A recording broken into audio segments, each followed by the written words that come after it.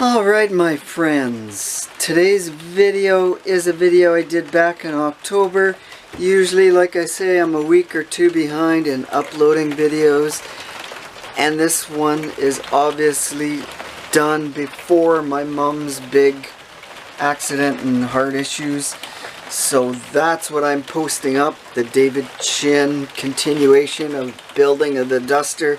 And I was trying to get things painted before, yes, the rain comes to Vancouver, and where I am, Vancouver Island. Will we stay here? Who knows?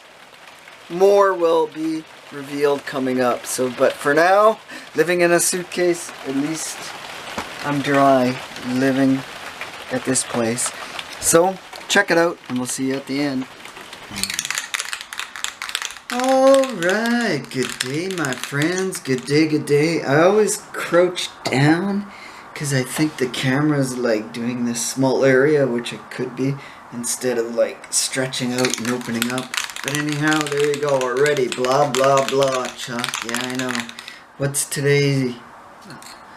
happening today? Look at, yes, that's right, it's time to do some priming, painting, and coffee drinking. Oh, horrible, but you know what? Gotta feed the addiction. So yes, indeed, we're gonna paint, or prime, the Duster, David Chin Duster build. We're gonna prime that, prime all my little pieces, get it ready for paint, even though I don't know what color we're going yet. I'm mulling over a few colors, and might be able to tackle dropping things. I might tackle painting this. We'll see. If I'll check the body out, see if it's ready to paint. So that's what we got going on today's episode. Rides by Chuck, builds a model kit, not a motor powered bicycle this episode. Maybe that's next episode, or maybe it'll be Chuck takes the death trap motorbike out and kills himself. I guess if I killed myself, you wouldn't see that video, right? Duh. Anyways, yeah, let's get on her. And of course, we got our little outdoor cardboardy, whatever, makeshift paint booth set up here. And you know what? I'm not going to go into any details of you showing you how I paint my kits, because hey, all you guys know how to spray a kit. But I'm going to just point out the only thing.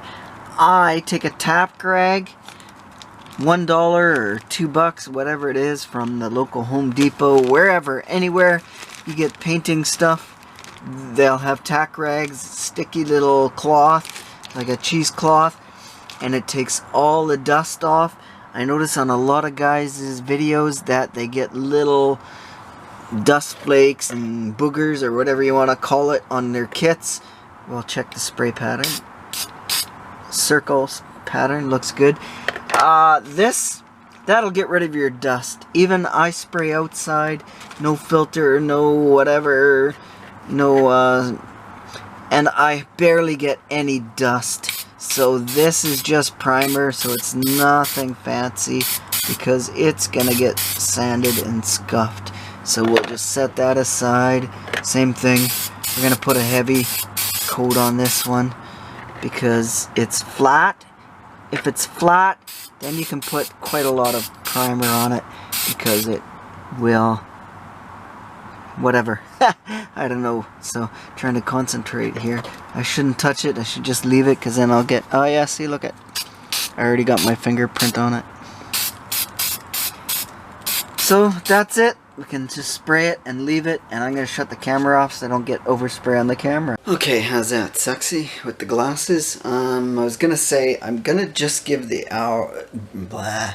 Can't speak today. Hey, Substandard. That's me. Substandard leader in car model building on YouTube, and Substandard leader on making videos. Anyhow, yeah, we're going to give the body 2 hours to dry or so. Just, I don't want to touch it right now. I haven't done a mock-up of the chassis to see if I like the stance on it, so that is very important to me. Stance is 100% part of the car building process, and I didn't do that yet. I totally forgot. What else did I have to say? Color. You know, I was thinking of doing Sublime Green, but David Chin beat me to it. And I don't want to copy him. He did a fantastic job. I really liked the interior sheen that he had. So if you watch his video on his last Duster build video, the interior is very cool coloring. The other choice, I was thinking of yellow, but I have plans for a different kit. I'm doing a yellow coming up. So street basin blue, the Plymouth colors back then, I also was going to do that. But again, I got another car I want to do street basin blue. And all the colors I have are what I have on hand, because I'm broke and can't. Oh, the price of paints are ridiculous here. They're 12 to 15 bucks for a can of paint, and Duplicolor is over 20. It's like 22 bucks, something like that. So I decided to actually mix my own coloring. Speaking of that, just with the colors that I have, I'm going to mix a custom blend up, because I'm not going to go out and spend 20 bucks at this time until find a job, Chuck, and then you can afford to build. So that's what we'll do. So I will do the stance right away, and let's check out that stance and see if I like it before I paint it, because I don't want to put the body on after painting and do all that mock-up, because then I'm going to scratch it, knowing me. And don't mind the bad lighting, but you know what? Right there, that looks about like the stance of what it will be or should be. Close, give or take a little bit, and I like it. I was really worried about the front end being too high, but that's a perfect for the front end for my liking. Back end, you know, if I could just get, yeah, somewhere there. And I can't tell because the rear end is not, see, look at my tape, marking tape is not sticking. So that's probably pretty close, right there-ish, I think. So not bad, it'll work. However, the rims and tires are way too shiny. I'm gonna have to fix that problem, because as you guys are sure you're aware of, these are actually painted argent silver, with the cap being not even chrome actually. Only the outside trim ring is chrome. So all the rest we'll have to change and do some detailing to do the correct coloring on those rims. I'm not too crazy about these tires, but you know, 70s polyglass GTs, that was the norm. Alright, it is time. The primer is dry on the Duster, so I'm thinking it's time for paint. So here's what I came up with. No, not the zesty orange. No, not the fire red. Actually, we're gonna mix these two together. So we're gonna try 1/4 orange to 3/4 red. Now this is too red for me. That's why I don't want to do it. I do want a slight orange tinge, so we're gonna make up our own. I guess I say I want a kind of a reddy orange, so that's why I'm going this route. And you can see, look at how dark that red is. It's really dark. And watching some Mustang stuff in between. Somebody's building a 5-liter 10-second Mustang. Okay, I had to come outside because I couldn't see the colors. Too dark inside. So what I did was I ended up putting in a lot of orange, and now I went maybe too much orange. I don't know. I'm a little unsure. See, that's the original orange, and even outside it's not coming in clear, but that red is dark red. So we're gonna pour it. That's my pre-mixing, so I'm gonna pour it in here, and we'll get a better look at in the clear container. And just to be sure, I painted a splotch on the white plastic, and you know what? Overall, it's pretty close to what I want. Not 100% sure, but you know what?